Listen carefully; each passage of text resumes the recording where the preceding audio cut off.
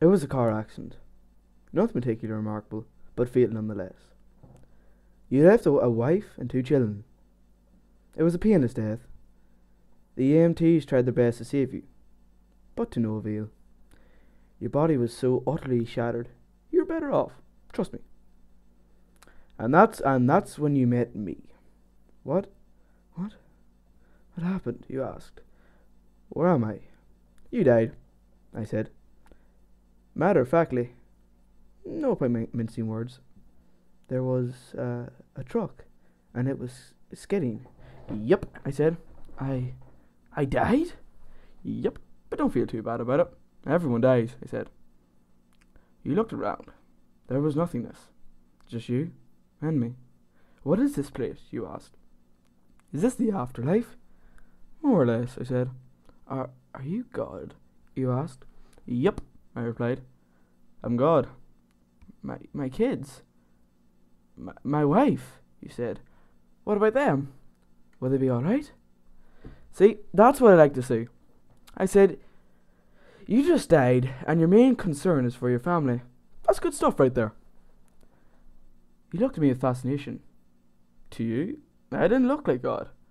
I just looked like some man, a vague authority figure, more for a grammar school teacher than the Almighty. Don't worry, I said. You'll be fine. Your kids will remember you in perfect in every way. They didn't have time to grow contempt for you. Your wife will cry on the outside, but will secretly be revealed. To be fair, your marriage was falling apart. If it's any consolation, she'll feel very guilty for feeling relieved. Oh, you said. So what happens now? Do I go to heaven or hell or something? Neither, I said. You'll be reincarnated.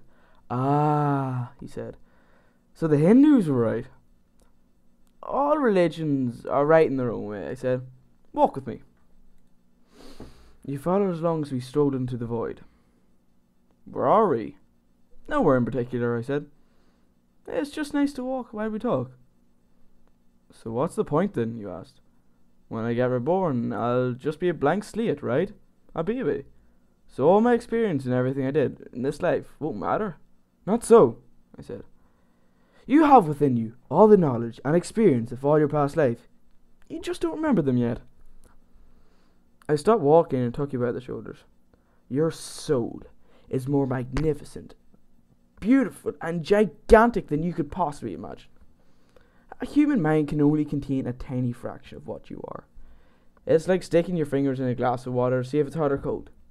You put a tiny part of yourself into the vessel, and when you bring it back out, you've gained all the experiences it had.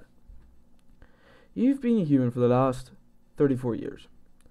So you haven't stretched out yet and fed the rest of your immense consciousness. If you hung out here for longer, you'd start remembering everything. But there's no point doing that in between each life. How many times have I been reincarnated, then? Oh, lots. Lots and lots. And into lots of different lives, I said.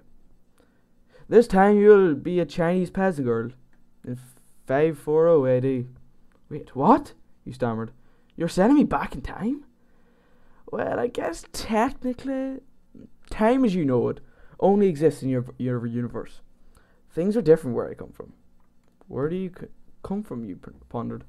Oh, sure, I explained. I come from somewhere. Somewhere else. And they're all just like me. I know you want to know what it's like, but there's honestly no way you'd understand. Oh, you said, a little let down.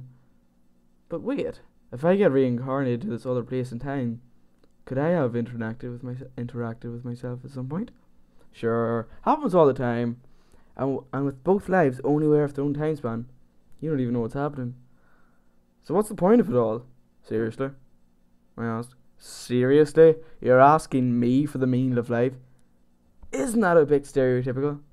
Well, it's a reasonable question, you persisted. I looked in your eye. The meaning of life. The reason I made this whole universe is for you to mature. You mean mankind? You want us to mature? No. Just you. I made this whole universe for you. With each new life you grow and mature and become a larger and greater intellect. Just me? What about everyone else? There is no one else, I said. In this universe, there's just you. And me. You stared blankly at me. But all the people on Earth are all you. Different incarnations of you. Wait, I'm everyone? Now you're getting it, I say with a congratulatory slap in the back. I'm every human who've ever lived. Or will ever live, Will. Yes. I'm Abraham Lincoln. And you're John Wilkes Booth too, I added. I'm Hitler, you said appalled. And you're the millions he killed. I'm Jesus. And you're everyone who followed him. He fell silent. Every time you victimize someone, I said, you're victimizing yourself. Every act of kindness you've done to yourself. Every happy and sad moment ever experienced by any human was, or will be, experienced by you. Why, you ask me, why do all this? Because someday you'll become like me. Because that's what you are. You're one of my kind. You are my child. Oh, you said incredulous. You mean I'm a god? No, not yet. You're a fetus. You're still growing. Once you've lived every human life through it all time, you will have grown enough to be born. So the whole universe, you said, is just an egg of sorts, yes. I answered, now it's time for you to move on to your next life.